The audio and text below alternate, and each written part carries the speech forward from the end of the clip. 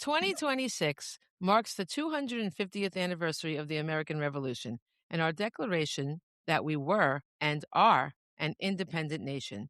The 4th of July is always a time for barbecues and firecrackers, and this year promises even more celebration. But what came before the fireworks and the s'mores? We know the names of some of the patriots who contributed to our democracy, but do we understand and appreciate what our freedom cost? Welcome to our episode, and I have here a friend of mine and an author that is also with Calkins Creek, which is the American history imprint for Astra Books for young readers. And it's Beth Anderson. I'm delighted to have her because she has so many beautiful books, and in particular, some very poignant ones about the American Revolution. So, Beth, would you like to give us a little introduction about yourself? Thank you. Thanks for inviting me. I love history now, but I didn't love history as a kid. And I think because as a child, it was all names and dates and places, and it didn't really have any meaning for me. But now, when I can read about the actual people and see that they're not that different than us, it's a whole different connection. And I find it fascinating about the decisions they had to make. And, the whole setting, too, is so much different than we realize. Yeah. And then the war is so simplified in history books that we don't really dig into the nitty gritty, the human aspect. We don't think about 8 years of this. We don't understand about how they had to forage for food and, all kinds of things that make it all sound so simple. But that for independence was anything but simple. No, and we really almost didn't win so many times. It's just a miracle that we won. And I mean, there's a lot of reasons. There's a lot of people contributed for sure. But I think we both agree that George Washington is just amazing. This guy, he just found his way out of any situation. He did not take no for an answer. He said, okay, if this doesn't work, I'll find another way. Never gave up. And it's amazing. Yeah. So I share your passion, exactly what you said about when I was a kid, I did not care at all because there was no connection to humanity. And just by accident, I was introduced to the fact that George Washington was a spy, or that, that he had a spy ring, and he was a spy master. And I was like, excuse me? That's cool. That doesn't sound like the man that I heard about, the wooden man. And that was it. It's just, isn't it funny how like a random thing, what was the thing that brought you to discover the humanity in history? Well, just reading some of the stories, I think that I first found it in Benjamin Franklin because he's so creative. He's so inventive. He's so funny. Yes. Yeah. And he's also kind of irreverent in many cases. And he's so prolific as far as his reading and his writing. Yeah. And it's just like, holy cow. Yes. This guy's a rock star, right? That's true. Absolutely. Brilliant man. Yeah. Yeah. He said, I think he said, beer is proof that God loves us and wants us to be happy. That's a pretty good one. He said all kinds of crazy things. And the thing I don't know if that's crazy. I agree with him, except I like coffee even more. The thing he said that really got me going on my first book was those who don't know how to this is a rough thing. I don't remember. Those who spell best are the ones who don't know how to spell.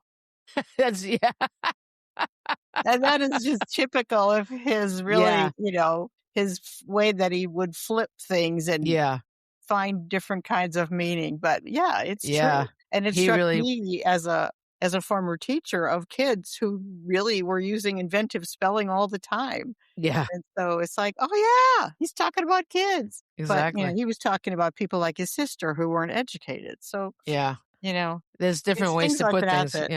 That kind of hit me, and I love that. Yeah. It's funny how we just fall in love with something that we've heard of these people all along, and then all of a sudden we see them differently. It's quite amazing. Yeah. And I love that. It's such a thrill. I always knew I was a writer, but if you told me I was going to write about the Revolution and Washington, like, are you kidding me? Yeah. No way. I just never would have believed it. So it's really funny how life brings you to a certain place. But now we make people fall in love with the Revolution through our work. Hopefully. Because it's so much more than a war. Yeah. I know. And people are all like, rah, rah. Yes, rah, rah is important. There's no question. But what about all the work and all the passion behind the rah, rah? The rah, rah is like, okay, but we almost didn't have rah, rah. We almost so many times lost. And These people Yeah. sacrificed everything. They just walked away from their families and their livelihood and everything to go fight for freedom. It's pretty amazing. I don't know if people would do that now. It's like, no, Yeah. I don't That's think true. so. So, Yeah. One of the things that really struck me with the new book, The Patriots and the Pox, that's coming out in September, mm, is this conflict between personal liberty and liberty for all. mm, yeah, And the people that were the militiamen who were fighting, like in Boston, they came from all different towns, they had different commanders. They were not unified. And the yeah, fact that they had to be unified, Washington had to teach them basically how to work together yeah, as a precursor to any kind of government working together. It's just, we don't think about that. We just think but they were always working as a unit, but they yeah. were very separate colonies Yeah, they were and separate completely towns. ragtag. Yeah. Absolutely, absolutely. It's unbelievable, and they also didn't even have uniforms. Everything was a mess because they didn't have enough money. Yeah. It was just a big mess. Tell us more about that book. Where does Tell us the full name of it. It's Go called ahead. The Patriots and the Pox, George Washington's battle to save the Continental Army. And Hmm. it's about his fight against smallpox, which Wow. threatened to wipe out his troops.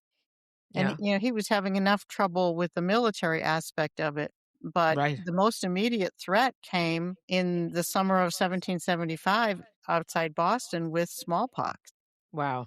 Yeah. How did he handle it? For those of us who don't know. Well, that at the time, it was very interesting to dig into this because I had no idea. At the time, smallpox was feared so much that nobody really wanted to face the idea of inoculation. People Okay. knew about inoculation, and the British were using inoculation, but it was Hmm. also endemic in Britain and all over Europe because it was there since childhood, and so anybody who got it as a child was immune. Uh, But the colonies had all these very separate kind of towns and communities, and they didn't interact. And so if they just stayed away from each other, that was enough to take care of it. hmm. And so when it came down to the war, when all the paths were intersecting and there were patterns of travel and communication and everything that never were before, it was pulling together people from different regions with, in different diseases and just all Mm. kinds of things. So basically quarantine was the only way they dealt with it at first. Wow. And Washington was having trouble with that because they were not obedient and disciplined Sure. troops. Yeah. They Yeah. thought, and this is where the liberty idea comes. They thought, fighting for liberty meant you can do whatever you want. Right. You can go home to harvest. You can Right. do Right. And this come is and the go as very you beginning of please. everything too. Yeah. Yeah. And so quarantine just wasn't working. And Mm. when he traveled from Boston to New York, he had 19,000 troops Wow. on foot passing through towns and villages and, Mm. all of that. And how do you quarantine in that situation? It's Right. just impossible. And smallpox would mess up his battle plans. Sure. When you got people who are sick, dying, you trying to treat them, you don't have all the troops that you need for situations. And so New York was just a disaster. He lost battle after battle, and then he got chased through New Jersey Yeah. as he went to try to protect Philadelphia, which was the capital at the time. And, after another year of that, he came to the realization that he wasn't going to win against smallpox with quarantine. He would have to do something more desperate. And the only thing they had was the inoculation. But the problem was that inoculation made the person who's inoculated mildly sick, but full blown contagious. Right. Right. And So, they knew that at the time. They knew it. yeah, they knew. Okay. And if you got inoculated and you didn't quarantine, you could wipe out the rest of the army. Oh my gosh. So Where he had where to have was a he? plan. What year is this now when he's doing this, and where was he?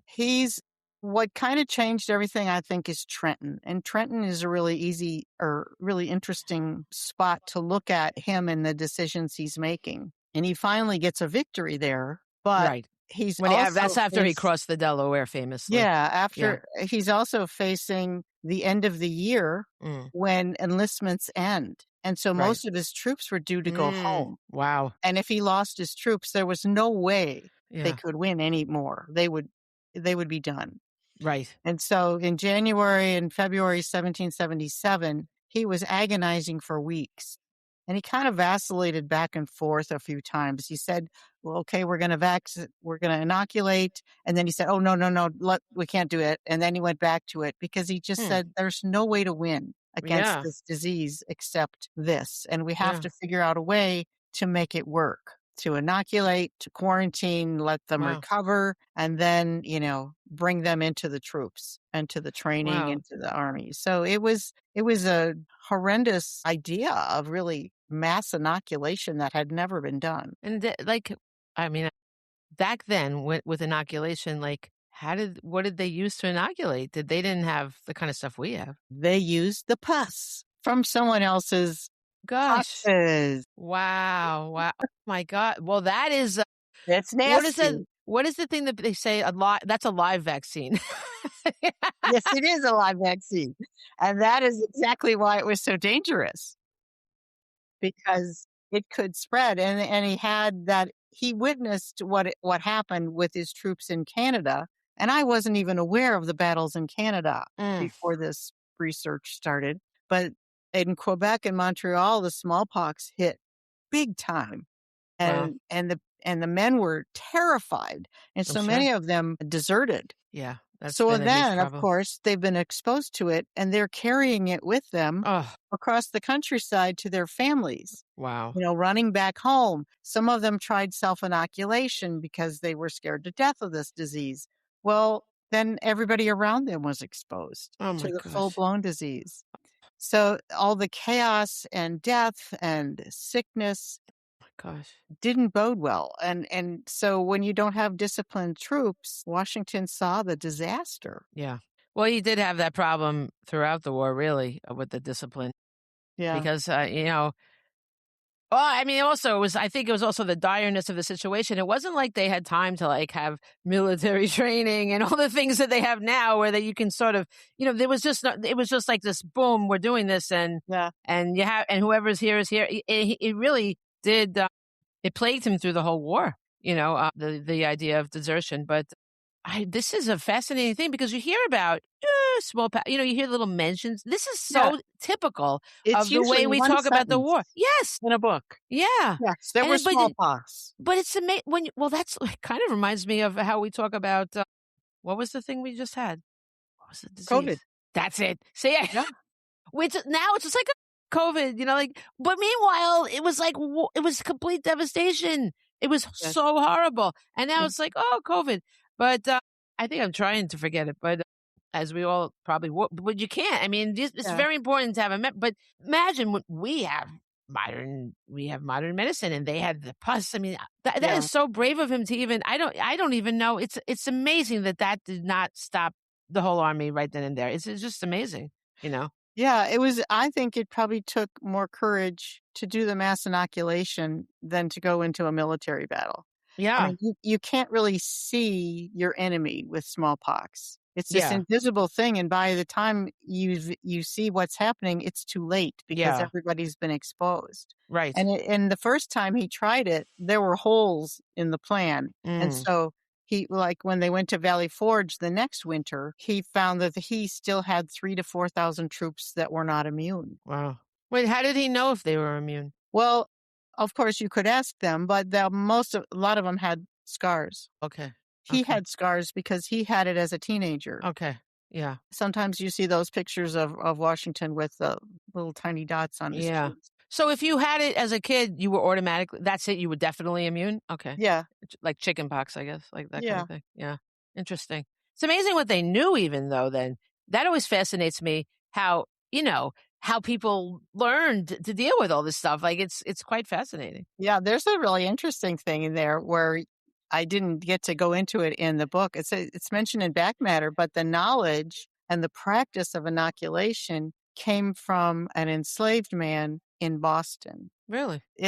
Inoculation had been practiced for centuries in Asia and Africa, and that's where the Europeans learned it. Wow. So, Fascinating. Yeah, Yeah, it's amazing to learn these things. This is an amazing book. I can't wait to read it. So, can people pre-order it now? they can. It's up on Amazon and Barnes& and Excellent. Noble and bookshop.org and all Nice. the good places. All right. Well, I think that is really something. Especially, it ties in so well with we still. I mean, the inoculations is a huge thing now, right? So it's like Yeah, we so have all that fascinating. the Yeah. controversy, and I mean, we're Yeah. talking now about Ebola and Yeah. hantavirus, Yeah. and, we still remember the COVID stuff, and so, Yeah. this idea of personal liberty, what's best for everybody, That is it's such a it's hot topic it's now not too, going yeah, yeah. away. No, I think it's so fascinating to learn about how it was dealt with, in history, especially in our battle for freedom. I mean, we really have to look at that as when you're in court cases, they always talk about precedent, right? Well, I think Yeah, George Washington is the precedent for anything we do now because this is the man that established us as a country, and so we have to really honor think about what he did and we have to that's our president he's and our president he's just this amazing yeah. man you Well, the know great thing about that story is that, his history lets us see the big picture. yes When we're in the middle of COVID, we can't see our way out right and we exactly can't see the impact of vaccination and such. But when you can look at how it affected this key event in our mm, history absolutely and the difficult decision and the logistics and everything else, you can really appreciate it on a larger scale because there it is in history. We've been through this. yes and what is that quote those who ignore history are doomed to repeat it something Yeah. to that effect right yeah I Yeah. mean I don't understand people that don't take the time to look into history and respect history because we're learning about ourselves. People Yeah. don't change. Humans are humans. We can have different gadgets. We speak. We have our new slang or whatever. Whatever. But what's our hearts? No, it's the same. Our minds are the same. We worry about the same things. We still want love. We want freedom. We want all these things. So we just have to examine ourselves. We have. It's like it's like besides being history, it's really psychology as well and Yeah. philosophy. It's everything. It's much You know? easier to learn from someone else's mistakes than I think your own. so, right? Because aren't we better at giving advice to someone else than to ourselves? Like, "Oh, Sure. sure, this is what Sure. you do," so yeah, absolutely. That's easy. So it really well, that's fascinating, and, I wanna mention since we're talking about the trouble with troops, I figure I'll mention my book, Revolutionary Friends, next, which is General George Washington and the Marquis de Lafayette. This is, this book has been, like, my total, bestseller. It's done really well. It's in classrooms and all over the place, and I wonder I mean, I love all my books, but, it makes you like, "Why this one?" Like, I love it, but I love them Yeah. all. I'm like, "Hmm." But I think there's something so beautiful about George Washington like adopting without legal papers, obviously, but a young Frenchman. Like, this shows that you can care about people from no matter where they are, and you can just Washington had a famous dislike of the French foreigners, but mostly the French that were coming because they were arrogant and they were trying to tell him what to do. And they didn't even take the time to speak English, to learn English. But Yeah. Lafayette was only 19 and he came here, rich kid, really had nothing. I call him kid, but he was married with children. Things were different then. And, but he had really nothing to gain by coming here, but only to lose. And he did it because he fell in love with our plight. He wanted to help us. I mean, this Yeah. is amazing, right? It's an Mhm. amazing thing to be so pure at heart to do that. I don't. Wow, and he paid for his own boat to come here. The king told him he couldn't come. I have no idea why. The king just got a bug up his butt, and he said no. So he said, "And if you go, I'll put you in prison when you come back." Something like that. But Lafayette was like, "Too bad, I'm going." And he snuck out of France. He paid for his own boat. He paid for his own men. They snuck out of France. And then he was seasick the entire time, but he still managed to learn English. Wow. I mean, come on, Yeah. And his wife was pregnant. I mean, maybe not winning Father of the Year, Husband of the Year, but he did love. But he just fell in love with us, and he was already dying to meet Washington. This was like the man himself. He was so he came and they had the nerve when he got to. First of all, he didn't land in Philadelphia. He landed in South Carolina, which was pretty far from Philadelphia in those days. When now we could get there fairly fast, but then he got a carriage and the carriage broke down. He's like marching. his men were like, "Can we go home now?" And he's like, he was just so excited. He was just pressing on. And when he Wow. got to Philadelphia, they actually were like, "No, we have enough foreigners. We don't need you." He's like, "Wait a minute," because he had been told Ben Franklin and Thomas Jefferson were in France recruiting people, and Yeah. they didn't. They told him he was going to be all welcome, and you know, and but when he got there, no. So he's like, "Come on, I'll do it for free. Come on, guys, I'll do it for free." And but so they decided, okay, we're gonna let him stay because they didn't know the king said no, don't, you can't go. They figured, Mhm. well, he's in with the king, so we better let him stay. But they refused to give him troops, which is what he wanted. He wanted to command troops, Yeah. and he was well trained. He had been in the army in France. He was more trained Yeah. than anybody here. And excuse me. And anyway, he met Washington, and he thinks it was spontaneous that Washington really cared about him because he invited him to stay in his quarters. But I mean, I suspect that Washington knew that he had to be a diplomat with Lafayette. However, he was very happy to meet him because he was being yelled at by the Continental Congress. They were like, protect us, because they knew they were about to be attacked by the British. So, of Mhm. course, if you're being yelled at by people and someone comes along and is all nice to you, you're going to gravitate toward that person. Yeah. But he did. I mean, but Lafayette was the kind of guy that everybody liked, and Washington did. There's no question. He bonded with him. He told him. He sat him down and had a conversation. Congress refused to give him troops, but he said, "I want you to think of me as your father." I mean, this is beautiful, right? Mhm. But the part that really makes me think of what you were talking about with the troops were so ragtag. They didn't have the same uniforms. They didn't have anything. Washington tried to he did organize a parade to sort of raise spirits, right? But they didn't even have like the same hats. They all wore like twig crowns. Like they just were like all, so they Wow. would all have something the same because they just didn't have anything. And the troops were so beat up. Lafayette and Washington went to inspect the troops and they were all beat up and bandaged. And from the last thing, how are they going to defend us from the next thing, Yeah. and so it was just a mess. And there was the problem of them. They might bolt at any minute. They might desert. And this is exactly what happened when at Brandywine, which was was outside of Philadelphia. Yeah. That is where this battle wound up taking place, where the British broke in, and immediately the men started deserting. And Washington got the news, and he was like, oh, very upset, obviously. And Lafayette's like, let me go, let me go. I can get them back. I can convince them to stay. And Washington really loved him at this point so much. He's like, he didn't want to make him. He felt he would get killed, and he really didn't want to send him. It was like sending his own son. But Lafayette was like, so please, please, and he said, okay. So he sent him out, and Lafayette just burst off. He jumped off his horse and ran into the battle, and he just ignited everybody's passion. He just made them stay. Now, some had already, some were running Yeah. away already, but he convinced them to turn around and stay. It was like amazing, right? And so they lost that battle. I Yeah. write more about losing battles than winning battles for sure. But I mean, there's a lot to learn. They always say lose the battle, win the war, and that's ultimately what Washington did. But Yeah. there's kind of more to examine in when you've lost, actually, to see where it went wrong and how it affected the people. But Yeah. Lafayette stayed, and he was rallying the troops, even though they lost. They needed the troops so they could fight another battle. Like what you said before, they can't win without men. They can't fight Yeah. another battle without men. And then he got a musket ball went through his leg, and he's like, I know it sounds horrible, and Yeah. he's still rallying them, and he didn't stop until he got everybody back, and then he just dropped on the ground, and they brought him back, and they put him in the headquarters, which you can still go to. I love this that we have these places preserved. You can still go in the actual headquarters and be in that building. There's just something so amazing about being in these places, Yeah. and they put him on the kitchen table because there were no beds. And so Washington and the other men came in and they looked ravenous. And he said, "Please don't eat me," because he was laid out on the kitchen table. But Washington never joked. He was just not that kind.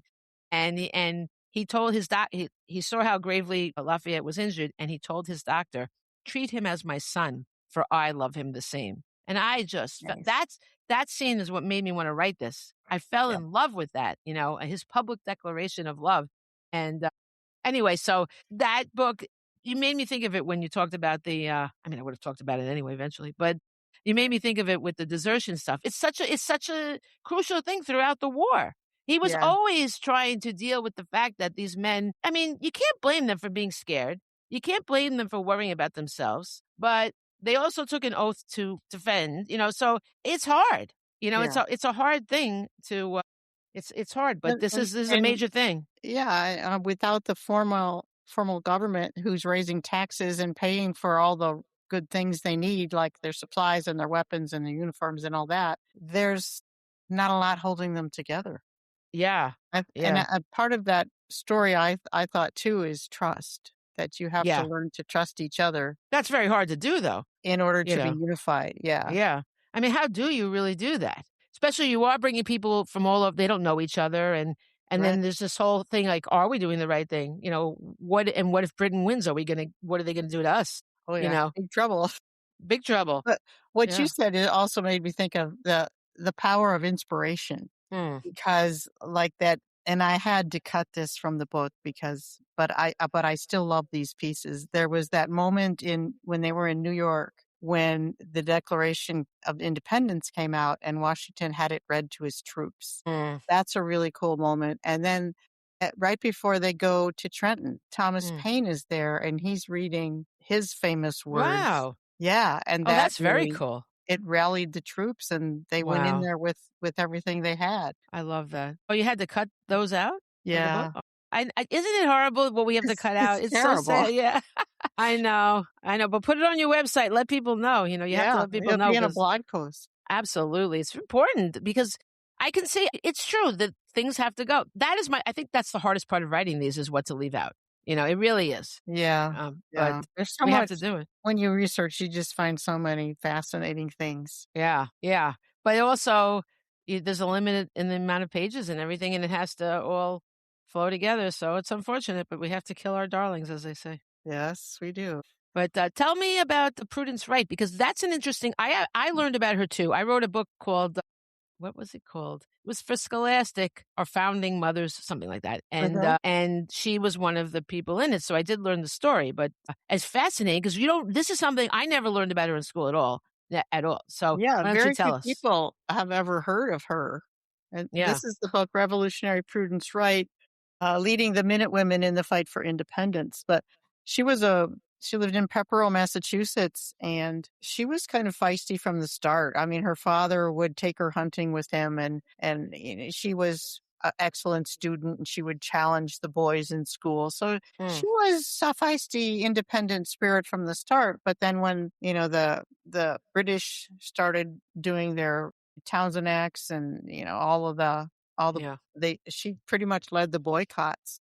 And I love her story. That was a hard one, and because there are 3 slightly different versions from various grandmothers Mm, of these characters, and it's kind of interesting to see how it changes with yeah. depending on who's telling the story. Wow. So we can't be totally positive about every little detail, but I felt like her story was so important that that didn't matter. So it's Hmm. technically historical fiction, Yeah. but I would say it's 90% nonfiction. Mm, But when the men ran off to Concord and Lexington as Minutemen, she realized that the town was on the road coming from Canada to Boston, and they would have to cross one of the bridges in the town. If British troops came from Canada to reinforce the ones in Boston, they would trap all the Americans, wow. all the colonists that were fighting. And she also had overheard one of her brothers talking with somebody she knew from school who was in the British military, and Hmm. she knew they were working against the Patriots. Wow. And so, yeah, and much like today, this is one of the things that just tied it to now is that she had to kind of choose between country or colony Mm, and family wow. Yes. It's a because horrible she choice. had 2 brothers who were loyalists and Mm, 1 brother who was a patriot. And she was definitely all in on the patriot cause. And so, we're feeling that division in society and in families today.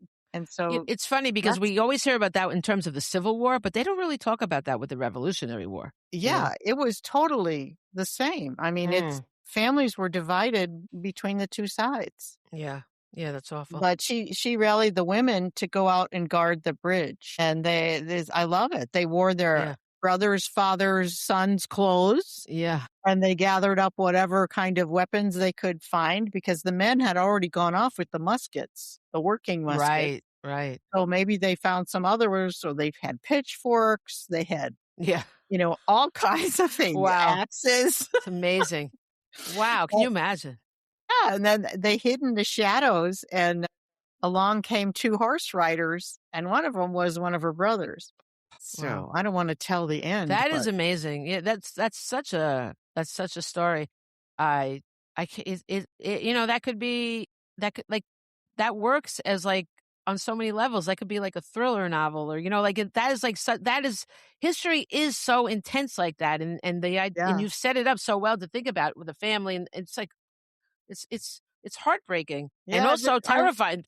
I can't imagine standing there with just a pitchfork, yeah, or an and the axe. I mean, choices well, how are that you gonna get how people close you have to made. be to use an axe? Forget it. Well, the goal was just to be able to handle the situation before they recognized that they were a bunch of women dressed Right. up with farm tools. Yeah, yeah, yeah, yeah. Terrifying. Yeah, but Wow. that was gutsy It's like so move. gutsy. Yeah, Yeah. Wow. Yeah, that's an amazing story. I think and it's just shocking how there are these stories that we don't know about at all. Like they just leave these stories out, and I don't. yeah. I think part of it might be women get kind of disregarded, in that in that Yeah, history and the for sure. records aren't kept on the women and their Yeah, actions, but, yeah. this is documented largely through the town records. Mm, So that's kind of a cool resource to start looking yeah. at, Eh, the town meeting notes. Oh, I love that. Yeah, Yeah, that's true. That a lot of research is found in the small little towns where these people were from, and you yeah, kind of have to go and dig. Isn't it fascinating how like certain areas, like historical societies, they know their own stuff, but they don't ever delve into the other. It's like this is our stuff. It's like it's so yeah. you have to go from little one to little one and piece it all together for the whole big picture. You know? Well, there's so much happening in the towns that we never even touch on, and, like, she's like everyday woman, Yeah, She's dealing with raising her children, they're molding bullets at home, she's gotta take care of the farm while the husband's off with his Minuteman unit.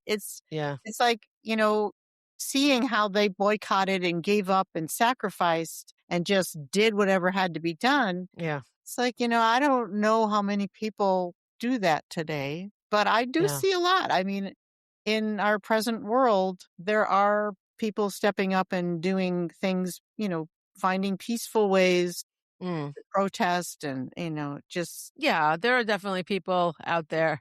We live in, as we know, a very divided time, but there's definitely a groundswell of people that try to do the right thing, whatever the yeah. right thing And may when you be. see that example of unity and Yeah, perseverance, all yeah. those things that those people were dealing with so much that we can't even imagine. No, we can't. It's like it's unbelievable what they had to deal with. It's wow. It just blows me away. Yeah. I don't know how I could. I don't know. I really, to this day, don't know what I would do if I were faced with. I'm not sure. I'm such a chicken. I don't know. Yeah. I would probably go and support it, but I mean, I'd like to think that, but I don't know. Yeah, You we don't don't. really know until you're faced with something. That's right. You know. But then I also think when you're faced with something, you find courage you didn't know you had Well, too. that is so true. That is so true. Yeah, yeah.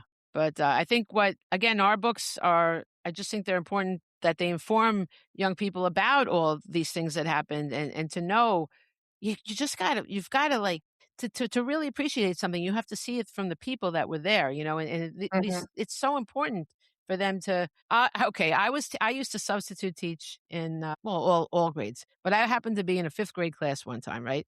And they were doing American Revolution, and I had the arc or well, they call it galleys, I guess, the galleys for my book Revolutionary Rogues, and which is John André and Benedict Arnold.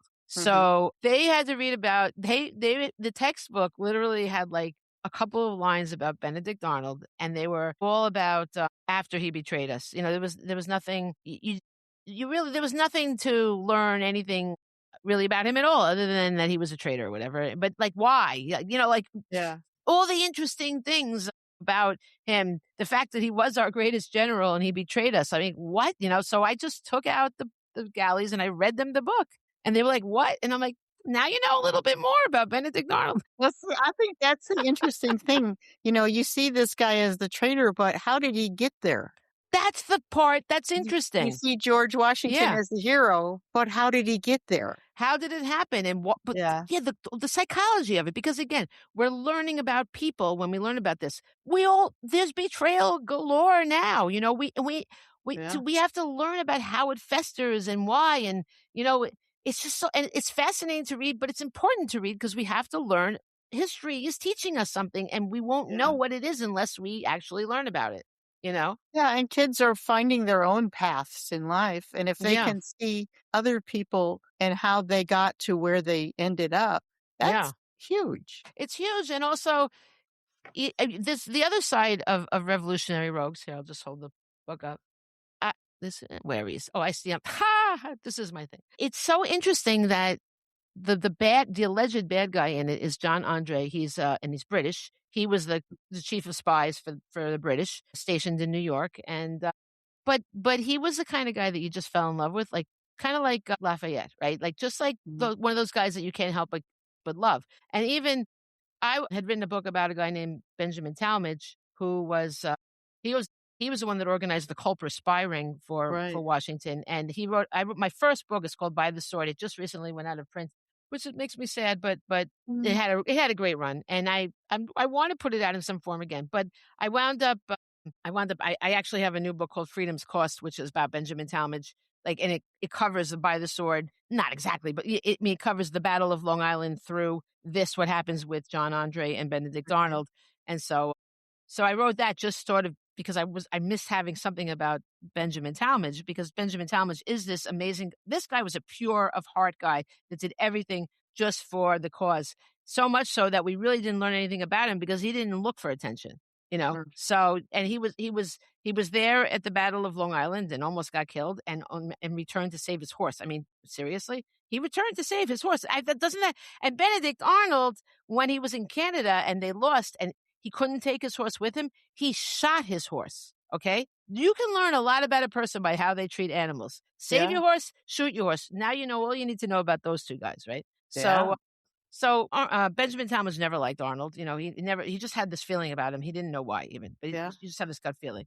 And so when he found a guy who was turned out to be John André was found with the papers, with the plans for West Point in his boot, right? And he yeah, was caught by these guys that were really highway robbers. They were robbing him, and they realized he was a spy, and they turned him in for the money. They were not. They really didn't care. They would have sold out to the highest person. It's and Benjamin Talmadge pointed that out. He's like, these guys are not really heroes. They just happen to have found a better yeah, way to make more money. They would have just taken all his stuff, yeah, and which it's all about what makes you a hero and who is good and who is bad. I love learning about that. yeah, And but Talmadge, they said, oh, they caught this guy. We caught the guy with the papers to West Point, and he had a pass that was John Anderson. His name was John Anderson, and he had a pass from Benedict Arnold to pass because he was passing through no man's land. Okay, yeah, which is a very dangerous place to go through. It's a long story about how he wound up there, but basically Arnold kind of forced him to put on the disguise and go. Because he wanted money. He wanted to get paid by the British, and he didn't care if it was going to be dangerous for John André. So André was, and if you put on if you take off your uniform and you put on a disguise, then you're a spy instead of an officer. And spies are mm, hanged. And he wouldn't have been put to death. yeah, There was no danger of being put to death if he didn't take off his uniform. But Arnold wanted him to make it there, so he thought the better chance was him to put on the disguise. So yeah, mm, Arnold didn't really care about anybody. But anyway, so Andre got caught. And so he had the pass, and and Talmadge knew that Arnold had mentioned, if I know you patrol the area, if you see John Anderson, let him go by, right? He'd said that to Talmadge, right? So Talmadge, like, he has a pass from Benedict Arnold, and Benedict Arnold told me that name. Maybe Arnold's involved in this. They're like, oh, no, not our commander. No, no, no. So they were sending Andre back to Arnold, but Talmadge was like, I don't think he has the commander. He convinced the commander to call back André. So they got André back. However, a letter telling Arnold what happened continued. They let that go. Because they felt like they were getting in trouble if they didn't keep the commander informed. Mm. Because that letter got there, he got away. He Yeah. escaped. And I mean, it's just ridiculous, right? Because nobody could imagine that this man betrayed them because he was like beloved. He was like the top guy, Yeah. And when Washington, and also what he was going to do, he was not only going to give the fort. This was our major fort, West Point. Right. Really, really would have probably made us lose the war. And it was like our crown jewel, I guess you would call it. Yeah. But he was also going to turn over Washington. He was telling them a day that Washington was going to be there. So they would have captured. This is a man who loved him, Yeah. and it was just total betrayal. And so when Washington found out, this is what made me fall in love with Lafayette, or at least want to know about Lafayette. Okay. Because when you do your research, there's like random people that come in and out of the research, right? It's like, why? And I thought it was like weird that this French guy was just around and no one was really saying what was going on, you know? Like, how did he just like wind up here? But what happened was when Washington found out that he had been betrayed by Arnold, he just sank onto the couch in despair. And Hamilton said, someone has to get Lafayette. Only Lafayette can comfort Washington. I'm like, why is this French guy the only guy that can comfort Washington? And it made me do the research for Revolutionary Friends. Yeah. But Andre, meanwhile, Benjamin Talmadge, his brother, had died during the Battle of Long Island. Okay. And his friend Nathan Hale had gone. He's our most famous failed spy, right? He'd gone. Yeah. It was a huge mistake to send a stranger into a place as a spy because he sent him into New York, but it wasn't like now in New York. It was like everybody noticed that this guy, plus he had flaming red hair. It's not the best look for a spy, right? And they didn't have Clairol to dye his hair at the time. So Washington learned you have to use people that are there. And that's how he wound up with the culprit spy ring, using people that were in to talk it, But so Nathan Hale was hanged. And he was Benjamin Talmadge's best friend from Yale. They went to Yale together. Yeah. So Talmadge was changed by this, and he was a very pure of a heart guy, but he was seeking revenge the whole time. He was seeking to avenge his friend's death. So he taunted when he got Andre. He was given charge of Andre, and he was guarding him. And not guarding him, but he was there, questioning him. And he said, "You're a spy." And Andre's like, "No, no, no, no, I'm the commander." He goes, "No, you had a disguise on. You're a spy, and you're gonna die." Like he taunted him, right? And he was so happy to finally get this. But then, as the days went on, he spent every day talking to Andre. And he said he never felt so attached to a human being as to Andre. They bonded so closely. It's so fascinating about the idea of someone's your so-called enemy really being this amazing person that would have been your best friend in a circumstance. And all the Americans felt that way. Hamilton wrote a pleading letter to Washington to spare Andre. He also became extremely attached to him. They all did. And it was unfortunately, we talk a lot about Washington's good moments. This was a bad moment, okay? Yeah. Because he was offered the chance to have every American prisoner of war returned by the British in exchange just for giving back Andre. Now, that would have been a huge thing to have, right? But all he saw was his anger because he was betrayed by Arnold. He was so upset that Arnold had betrayed him because he just treasured Arnold, But it's also a warning to the others. Yes. I usually defend Washington for everything except slavery, but I can't forgive him for this because I think it was the wrong thing to do. Andre was technically a spy, but he really was a good guy, let him go back, he got caught up in the whole thing. He shouldn't have been doing this at all. There's a lot to him. And the book tells both sides, it follows Andre and Arnold back and forth. And so he was sentenced to die, and Washington could have stopped it, but he didn't. And when he's walking with Talmadge is losing his mind over it. He's so upset. And he's thinking about the horror of getting what you wish for, right? Be careful what you wish. It's so ironic that you're searching for this revenge. When you get it, it's another tragedy. When Andre was hanged, everybody in the audience was crying. And Talmadge said it felt as though his heart couldn't support it. Talmadge wrote, by the way, a beautiful memoir. If anyone wants to read an amazing memoir from the war, it's the memoir of Colonel Benjamin Talmadge. I highly recommend it. That's where I've gotten a lot of information from. Anyways, I don't know what to say except we don't know people just by what we call them. We call them a traitor. We call them a hero. What are these people? And the other interesting thing about Benedict Arnold is He's so famous because he betrayed us. Would we even be talking about him if he hadn't? We talk about General Knox because of Fort Knox, right? But do we really talk about the great generals? No, we talk about the No, not so traitors, much. except Washington, of course. It's crazy, right? So that's a, Unsavory characters, that's it. yes. I think it's funny what history tells the most about.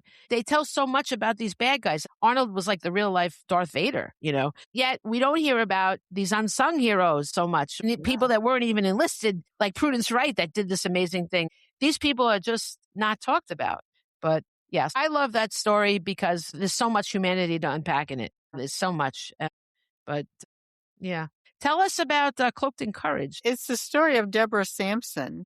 And she's not well known, but more people have heard of Deborah Sampson. Yes. There have been some books about her, but they're all really highly fictionalized because she is kind of a real mystery from history.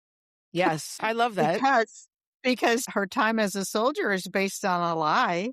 She passed Yeah. herself off as a man, and so the records tend to be false. And then there was this guy who was sort of using her to make money. Horace Mann, he wrote her bio, and he put her out on tour, and he wrote her speeches. And so you really can't tell what's from her and what's from him. That's really interesting, actually. Yeah, so I didn't realize that somebody else was doing that. I knew that she toured, but I didn't really know that. And the book doesn't get into that. It's basically about how she decided to enroll or enlist in the army and serve. Yeah. And it doesn't go past her, past the end of that service. But there is interesting pieces in her later life too. She was this person who lied to get the bounty and join the army. And so when I first learned about her, I'm thinking, I don't know. She sounds like a grifter, That's so funny. I have to really, really buy in and like a person if I'm going to spend this much time on their story. Yeah, that's interesting. So, but when I dug in, what actually pushed me to dig in more was there was a newspaper article that said somebody had found an old diary in their attic. They were a neighbor of Deborah Sampson, and it referred to her first attempt to join the army. Yeah. And I thought, first attempt? Yeah. I didn't know she'd tried and failed. I just knew that she had joined the army. So when you get into that, then you find out, she made a mistake. She didn't do a good job, but she was willing to take the risk again. Yeah. So there's something there. Yeah. So when I really looked at her early life, that's when I thought, wow, this is truly an amazing person. She was put out from her family at age 5. Her father had gone off to sea. It turns out he actually had another family in Maine. Gosh. But I don't mention that. We don't know too much about that. So anyway, he deserted his family and the wife, her mom had like 7 kids and she couldn't support them because in those days, women didn't learn the skills to support themselves. Yeah. And so she kept like the 2-year-old and the baby and put the rest of her kids out as basically indentured servants. Yeah. And so she started with an elderly aunt and was her servant for a couple of years. And then she served a widow of a preacher. And then she ended up with a family full of boys. But, the aunt and that widow of the preacher actually took the time to teach her how to read and write. And that was key to her future. And then when she was living with the Thomas family and there was just these whole bunch of wild boys, she sort of experienced more of the men's work, the boys' work, and she would stay up at night and use their school books, and she educated herself. Wow. And so if you look at what she was probably reading, there weren't that many books at the time. So you figure everybody was reading Robinson Crusoe, there's a story of adventure. Yeah. And they were reading about Hannah Snell, the woman who dressed as a man and served on a British ship. Oh, so that's probably where she got inspired. Pirate. And then there was the story of Joan of Arc, who also posed as a male to lead that rebellion or whatever it was. So turns out there's this time where these people had been reading books about warrior women for years, decades. And there were also ballads and there were poems. And so this was part of the culture. Right. It wasn't some really obscure idea that she came up with. Yeah. But at the same time, she could have been jailed and fined for acting as a man, for wearing the Yeah. man's clothes. Yeah. So she was taking a huge risk, Yeah. and she decided she wanted her independence when, she turned 18 and she got her freedom. Instead of marrying, she chose to go off on her own.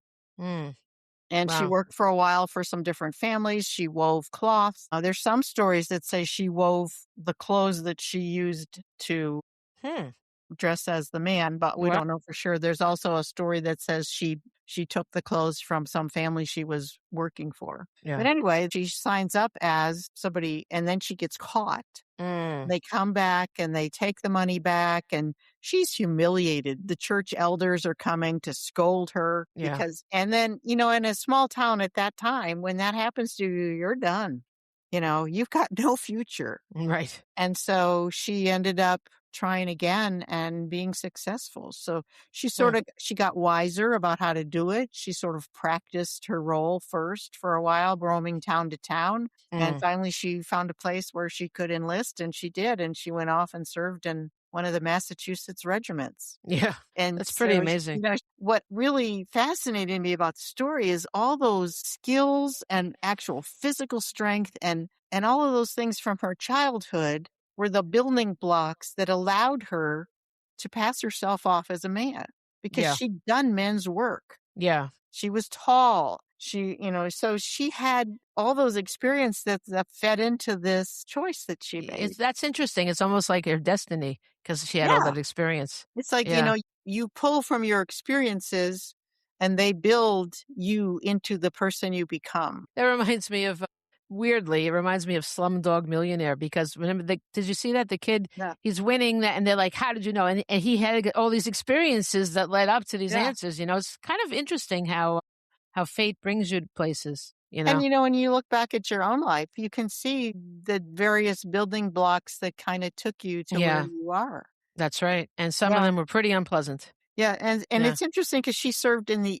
end of the war, Mm. when the major battles were over, but there were skirmishes all the time in New York along the Hudson, and she was posted up by West Point. So she got in real battles. And she was And wounded, I mean, right? I mean, yeah, she that's got yeah, yeah. there's discrepancy on her in her story about where exactly the musket balls hit Interesting. her, but there's all the evidence points to one in the thigh, and she tried to dig it out with a Yeah. knife, Can you and she imagine? couldn't get it out, and she ended up with a limp the rest of her life. Yeah, And there's also evidence that she got hit in the shoulder. yeah. That's crazy. I can't even Yeah. imagine. She pulled off the role. Nobody knew. Yeah. And one of the things I loved was that she hid behind excellence. Mm. When you do your job so well, no one Yeah. questions you, That's the right? truth. That's the truth. Isn't that's I an love that. interesting way to think of it? Yeah. And Yeah. she volunteered for things all the time because she didn't want to get stuck, with the men sitting around playing cards or drinking, That's funny. because Yeah. they would have a chance to know her more Yeah. closely. Yeah. And so, yeah, she volunteered for everything, to Wow. build the cabins, and Wow. then so she was recognized for that. And she Wow. got assigned to the commander's household. Oh my gosh. Like, whoa, I'm not sure I want to go there. Right. That's so crazy. It's kind of be careful what you wish for again. Yeah. So Yeah. she was serving the officers dinner Wow. and stuff. Wow. Yeah, and Be so it careful. never occurred to them. Yeah, but in a way, isn't it true that those people are sort of always invisible, the people that are Yeah, serving and this yeah. and that, it's interesting. Yeah. It's a Wow. fascinating story. Yeah. So what do you think about her though? Do you find that you like her having written this? Oh, Do you yes. admire? Yeah. Once I started to learn about why she did what she did, total respect, Yeah. and admiration for someone with such courage and Yeah. determination, Yeah. because that can't have been easy. No. 17 Yeah. months trying to No. hide your identity. Yeah, and you can't confide in anybody, I mean, No, you're all alone. You're yeah, among people, but you can't but you're but yet you're alone. alone. And Yeah. then, people would say, well, how could she pull that off? What about going to the bathroom? What about sleeping in the cabins? What about, and the cabins were one thing, or the buildings at the camps, because they were like, I don't know, they housed 16 people in a small cabin. Yeah. And so that was her most dangerous moments, was that. But, Yeah. the shirts that they wore were long. Yeah. They often used the bathroom, went to the bathroom in the woods. Yeah. So that's what she would do. They never took showers. They Right. never changed their No. clothes. It was a pretty smelly place, yeah. Yeah. So, Yeah, it's true. And it goes to show you, because the habits of people during a war, like, is totally different than what we're used to. So I often stop and try to think about, how do people in any of these books, like, how did they do this? And it's like, blows your mind, but it's just like moment by moment. They just went with it, and it is amazing that she was able to pull that yeah. off. But But on the other hand, having had such a hard childhood, this was probably nothing compared to that, honestly. It sounds horrible to be 5 and being put out and having all this happen to you. I mean, she's a different person than we could ever be. yeah, It was horrible, but it also made her much stronger too. She was alone all that time too, so basically, yeah. yeah. That broke my heart when hearing that Books part of her. books Yeah. really saved her, Yeah. and the way she Sure. educated herself. When I read that story to kids and mention that she was put out to be a servant at 5 years old, there's like an audible gasp Yeah. I from the know. Can you kids. I mean, of course. You just Yeah. can't imagine that now. No. Oh, I'm telling you, it's a crazy thing. But I don't know. That's why I think it's so important to read these stories. I'm not just saying because we wrote them. I mean, Yeah. I just admire history so much now. And I mean, I feel like, when people like converted, like they're born again, that's how I feel about history. It's like, oh, you Yeah. must read this. I want to proselytize, come on, I'm going to go door to door with the books, instead of like going with the pamphlets. Like, no, read these books. Oh my God. My son once went out, he was little. He's like, I will sell your books for you. I'm like, all right, whatever. He went door to door. He sold books. I'm like, oh my God, maybe I have something here. Yeah.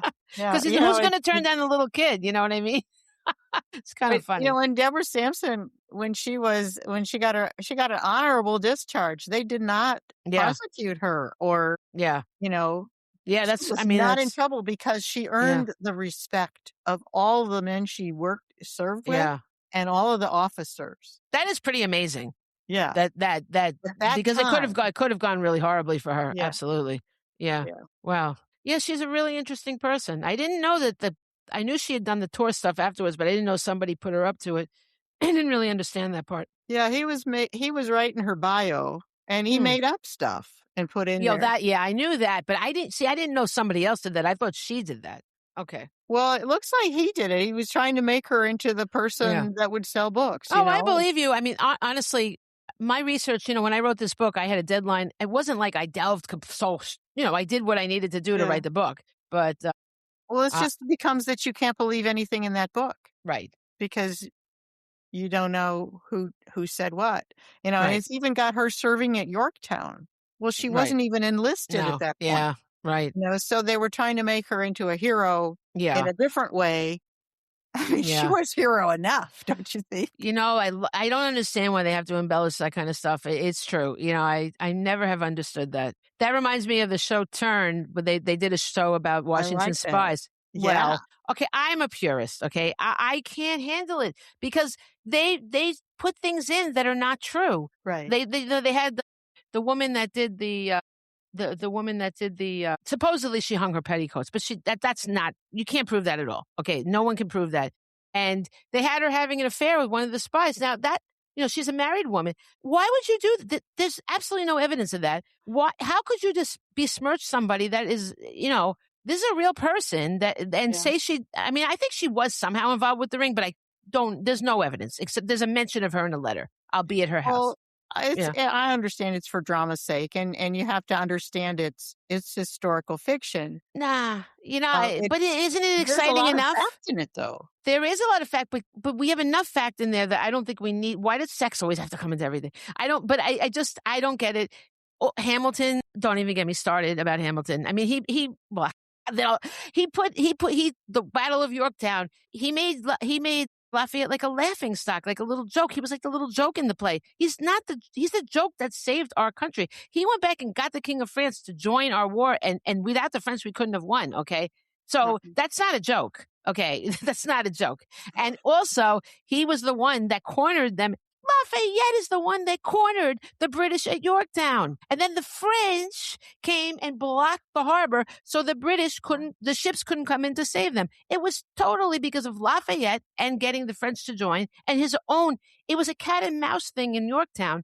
And Lafayette was being pursued by him. And then all of a sudden he turned the tables and he was pursuing him and he blocked him into Yorktown. But the guy's like, I could get out of here. My ships. And no, he couldn't get out. And Yeah. that is why we won the war, because of Lafayette. And then they make him a joke. And out in the harbor, Lafayette was not in the harbor. He was fighting even though his countrymen were there, the French were there, he was fighting as an American alongside Washington. Yeah. That's amazing, okay? He loved us. He was our countryman too. He was a honorary citizen. When he was here on his tour, he brought back U.S. soil to be buried with his grave. He loved us, okay? This is not a dancing monkey that I don't like. Have your play. Sing about Hamilton all you want. Do you have to make a joke out of somebody? Well, this guy that really is responsible for ending the war. I get so angry. I'm a purist. Yeah. I don't think I understand the idea of playing around with it for entertainment. But come on, you don't have to mess with somebody that was like a hero and make them into a joke. That's how I feel. So Yeah, what I would say is that those kinds of things, especially the musical Hamilton, has gotten so many people of all oh ages yeah, interested in history. there's no question. And my books, when they put the details of I don't know which books, possibly all of them. They say fans of Hamilton will love this, and I'm not against Hamilton. I'm very glad that people are brought to the revolution and getting really excited. That's fine. I just wish that he hadn't just used somebody as a joke. I just didn't like that. But Well, see, as a that's whole, because when we spend 2 years writing about somebody, they become like near and dear to our heart, yeah, and it hurts. it does hurt. But I think Lafayette should be near and dear to America. I mean, he's our adopted son. We call him that, so I know. What am I going to do? It's wonderful that it exists and people fall in love with the revolution for it. I'm not going to dispute that, so, Yeah. but I adore Lafayette. You really do fall in love with the people you write about but they deserve it, because these are real people. These are not characters we made up. There's a huge difference. I mean, Right. we can love our characters we make up too, for sure. But I don't know. There's something about having an allegiance to this real person that we are now carrying the burden of their legacy, right? We are sharing their legacy. It's a Well, lot. you spend so much time getting into them as a person that you become Yeah. attached. And I just feel responsible for setting the record straight about them, Mhm. In Washington too, I defend him over like, oh, he did this wrong in the battle. Like, if he did something wrong, I mean, he did the best he could. This man had a lot on his mind. You know what I mean? Like, what are you going to do? He wasn't You know? highly trained. Well, he was more highly trained than the others because he was in the Well, French and yeah, Indian I War. mean, it Yeah, was yeah. it was a choice But that wasn't yeah, the best. no, but well, he wanted the job. He He used was to the go to best option. he went to the Continental Congress in full uniform. He wanted to be picked. He knew Yeah. it. But well, before we go, I just want to mention one other book, my George Washington spectacular. Speaking of Washington's fine moment, George Washington's Spectacular Spectacles: The Glasses That Saved America, which is a funny book about treason. It's really And well done. Really well thank you. Well, it took about 10 years to get it right because it's a very serious thing. It's about the Newburgh conspiracy, which so many people don't really know about. But I found it during my doing research about other things. Yeah. It was like I was researching Lafayette's relationship with him further on, and it just one thing led to the other. I didn't even know Lafayette wasn't there when this happened, but it's one thing led to the other. And I said to Carolyn, who is our editor, the fabulous Carolyn Yoder, I said, I just want to write a simple story about Washington putting on his glasses and saving democracy. And she's like, yeah, sounds good. But simplicity evaded me because there were so many factors to it, because it was conspiracies are pretty deep, Simplicity always evades me. That is the hardest thing to boil it down, right? Right. Again, what to take out, that's Yeah. the hardest part. But George Washington had gotten glasses and he was embarrassed of them because at the time they meant you were frail. Like it was before the bifocals, which made it cooler. because more people, I guess, got them. But he had them, and they made him. He feared he would look weak and frail, and he hid them, so nobody knew he had them. At the same time, now talking about troops deserting. Okay, there were. Even then, it was the end of the war. The last battle had already been fought, and it was just the paperwork being done. The troops, they were all stuck there because the war was still on, right? So all the army, the enlisted men were all, sitting there, and they were filled with unrest, and there were so many mutinies, like always being planned, right? And so Washington would hear about them, and he had the leaders killed every time. That's basically what he did. Like because you have to teach them a lesson, as we mentioned earlier, right? Yeah. And it sucks, but you have to show that if you're going to betray us, that it's not going to go well for you, So he was used to that, if you can be used to betrayal. But his own men, his officers, were plotting because they had not been paid in years, and they knew that once this treaty was signed, they wouldn't be needed anymore. And they were like, we're going to be broke. How are we going to take care of our families? And there was actually debtor's prison then. They could have gone to prison. This is the reward for defending their, freedom and fighting all these years. I mean, they left their family for 8 years, like it's insane. So they did the wrong thing, of course, in my opinion, because I'm just against treason. I mean, they decided to mutiny. It's a funny thing.